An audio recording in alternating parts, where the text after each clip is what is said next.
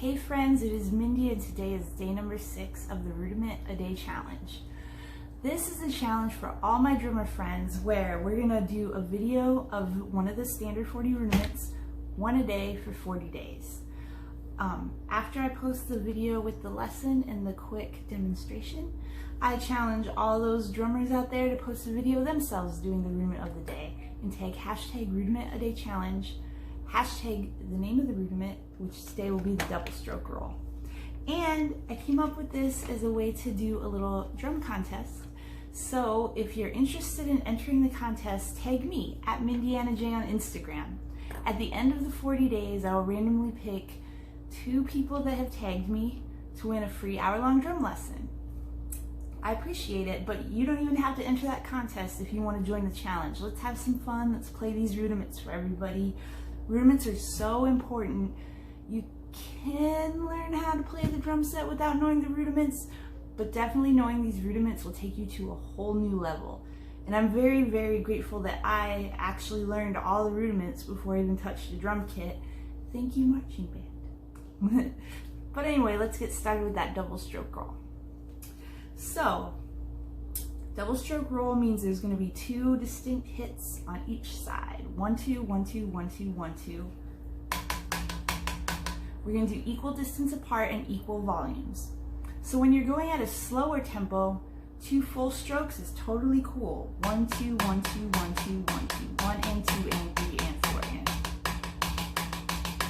But as you speed up, you're going to get to a point where you can't quite get out the full 2 full strokes in the time you need to. And this is where one of my favorite techniques comes in, the double bounce. So basically what it is we're going to do 1 wrist movement and we're going to get 2 distinct noises from it.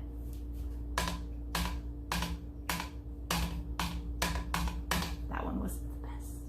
Oh well. So let's figure out how we're going to get that technique down. So first, if you remember that multiple bounce roll where the stick, using the laws of physics, just wants to bounce like a basketball. And when you picture yourself dropping a basketball, each bounce is gonna get a little shorter until it just kind of stops. So we got the same technique kind of going here. So if you're too high, holding your stick too high up, the butt end's just gonna pull all the weight back and you're not gonna get any bounce. But when you're too far back, it's just gonna kind of instantly die and not have any bounce. So there's that sweet fulcrum place that we're looking for. Sometimes you can just do it where you just open your thumb and find where it kind of has the most control, where it gets good bounces. I'd say almost try to find that spot where you get the most bounces before it dies, because that's what we're kind of going for. So once you found where you are going to hold your stick for the best possible bounces, the trick is that we're going to get 2 bounces and then we're going to stop it. Use our control to pull it up.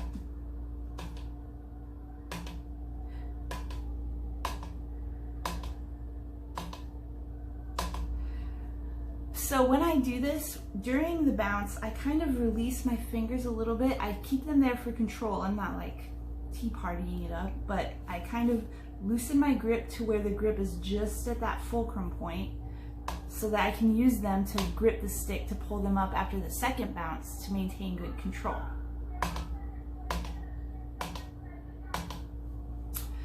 And then the other trick of this technique is basically we want to be able to control when that second bounce happens.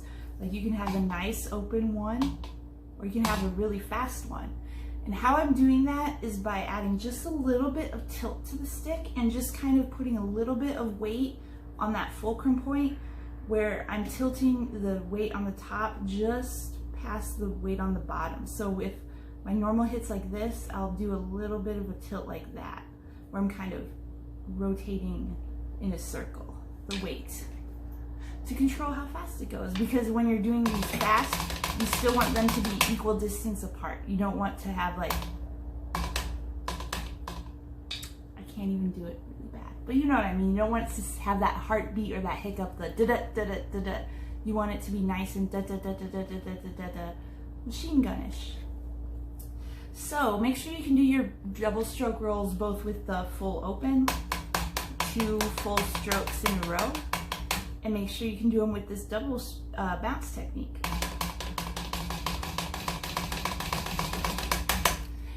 And the next few days are going to be all about these double bounce techniques where we go through the many different types of rolls that exist. So I really want you to work on your double bounce if you haven't yet. And if you're familiar with this one, you obviously know how much fun they are to play. So let's see those videos. I really appreciate everyone who's checking these rudiment videos out. Rudiments are a really important part of drumming. So thank you guys very much. And I will see you tomorrow. Bye everybody, thank you, and have happy drumming.